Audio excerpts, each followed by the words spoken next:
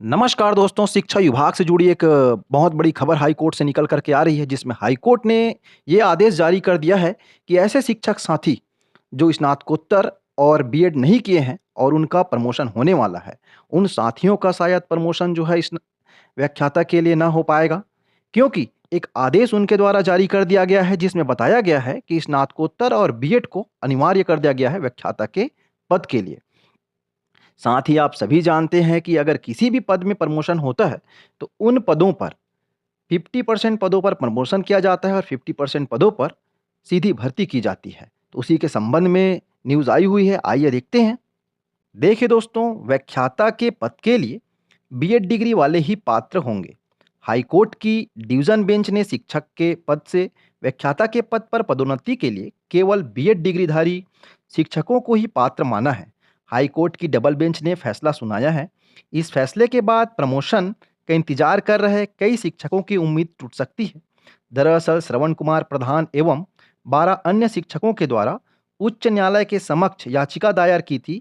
याचिका छत्तीसगढ़ स्कूल शिक्षा सेवा शैक्षणिक एवं प्रशासनिक संवर्ग भर्ती तथा पदोन्नति नियम में 2019 की अनुसूची 4 के सरल क्रमांक 14 में शिक्षक, प्रधान पाठक, प्राथमिक शाला, प्रशिक्षित स्नातकोत्तर जो कि शिक्षक के पद से व्याख्याता के पद पर पदोन्नति से संबंधित थी। इसमें बताया गया है, आप देखेंगे, प्रशिक्षित शब्द को भर्ती नियम में परिभाषित नहीं किया गया था। यानी शिक्षक के पद से व्याख्याता के पद पर पदोन्नति हेतु राज्य सरकार ने जो पात्रता की थी, उसमें 5 वर्ष का कार्य अनुभव, यानी कि शिक्षक के पद पर 5 वर्ष होना चाहिए, उसी का जो है प्रमोशन व्याख्याता के पद पे होगा।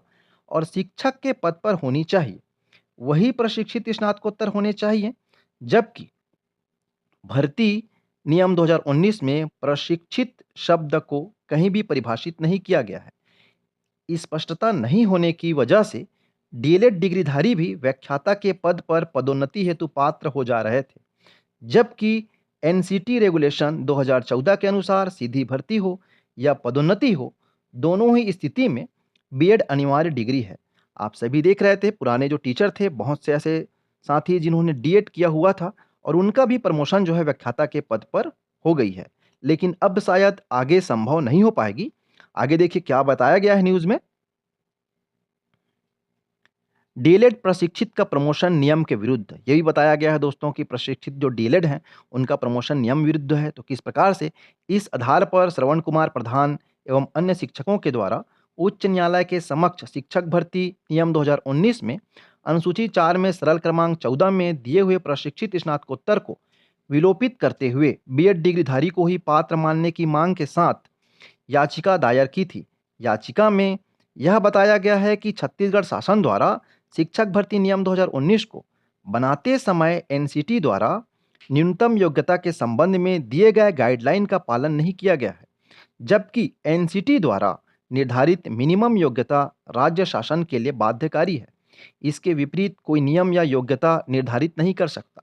यानी कि आप सभी को मालूम है, शिक्षा विभाग जो है एनसीटी के द्वारा नियम कानून है उसी का पालन करके आगे भर्तियां करनी हो या किसी नियम को लागू करना हो, ये करता है। राज्य जो है अपने द्वारा अपने से लागू नहीं कर सकता। तो देखिए आगे क्या बताया गया है।